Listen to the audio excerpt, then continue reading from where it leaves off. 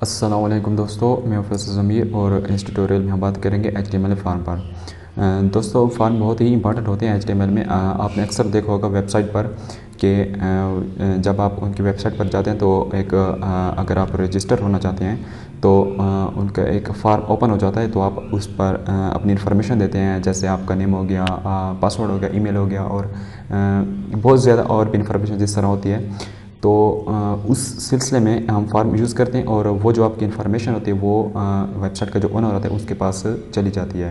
तो इस मकसद के लिए यूज़र से इन्फॉर्मेशन लेने के लिए हम फार्म को यूज़ करते हैं। दोस्तों फार्म के लिए एक टैग जो होता है फार्म, ठीक है। फार्म उसको क्लोज़ किया, ओपन किया और उसके बाद मैं इसको क्लोज़ करता हूँ, ठीक है।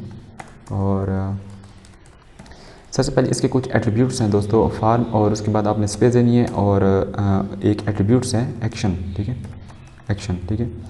एक्शन का मतलब ये होता है कि जैसे आप किसी वेबसाइट में अपना जो वो होता है आपका डेटा जो होता है, ठीक है, नेम पासवर्ड एसेट्रा, उसको आप जब फिल करते हैं तो आप सबमिट करते हैं। सबमिट जब करते हैं तो वो फ़ौरन दूसरे पेज पर चले जाते हैं। तो वो जो दूसरा पेज होता है उसका जो एड्रेस होता है आपने यहाँ पर देना है कि फ़र्ज़ करें कि यूज़र फॉर्म फिल करके कौन से पेज पर आए, ठीक है।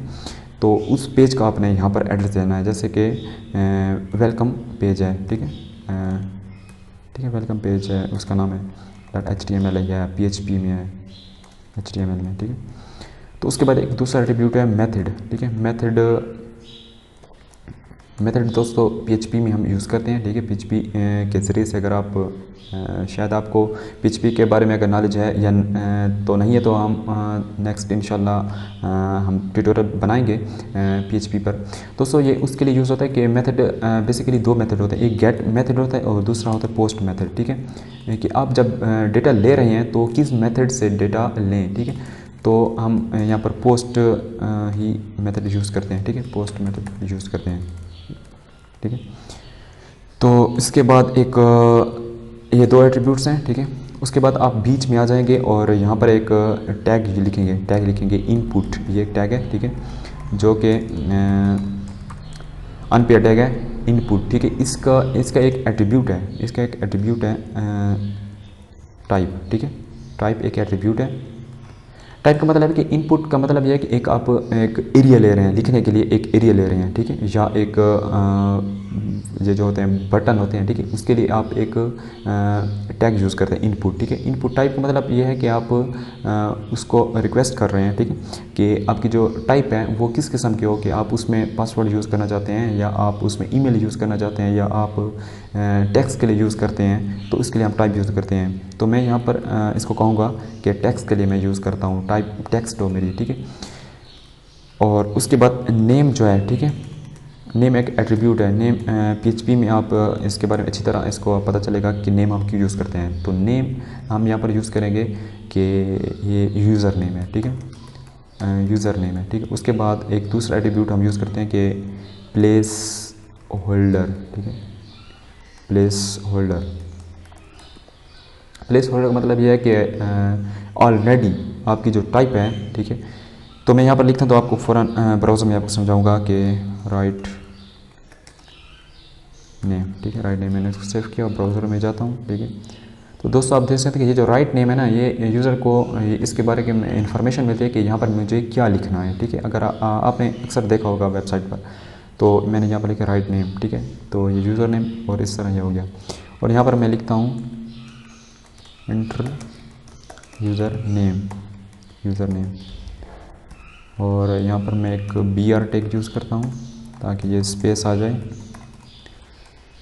तो यहाँ पर मैं लिखता हूँ कि इंटर पासवर्ड, ठीक है। यूज़र यहाँ पर अपना पासवर्ड ऐड करेगा, तो उसके लिए दोबारा मैं इनपुट लिखता हूँ। इनपुट टाइप है उसकी है भाई पासवर्ड है, ठीक है, पासवर्ड है, ठीक है।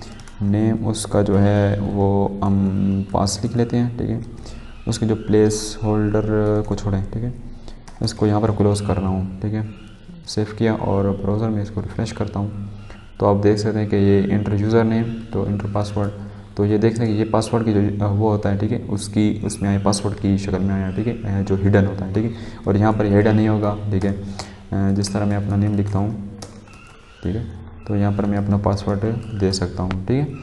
तो इसके बाद एक हम दूसरा बटन बनाएंगे, ठीक है, सबमिट बटन। ठीक है, यहाँ पर मैं पहले बियर टैग यूज़ कर लूँ, इनपुट, फिर यहाँ पर लिखेंगे टाइप, क्या चाहते हैं भाई। ठीक है, हम चाहते हैं भाई एक सबमिट बटन हमें दे दें। ठीक है, तो यहाँ पर मैं नेम लिखता हूँ सबमिट, यहाँ पर भी सबमिट, अब यहाँ पर कुछ भी लिख सकते हैं, सब या सबमिट या। ठीक है, उसके बाद वैल्यू वैल्यू का मतलब ये है कि आप बटन पर क्या शो करना चाहते हैं, क्या लिखना चाहते हैं, क्या लिखा हुआ बटन पर आए। ठीक है, सिंपली ये कह सकते हैं कि सेंड हम लिखना चाहते हैं। ठीक है, इसको आप क्लोज़ करें।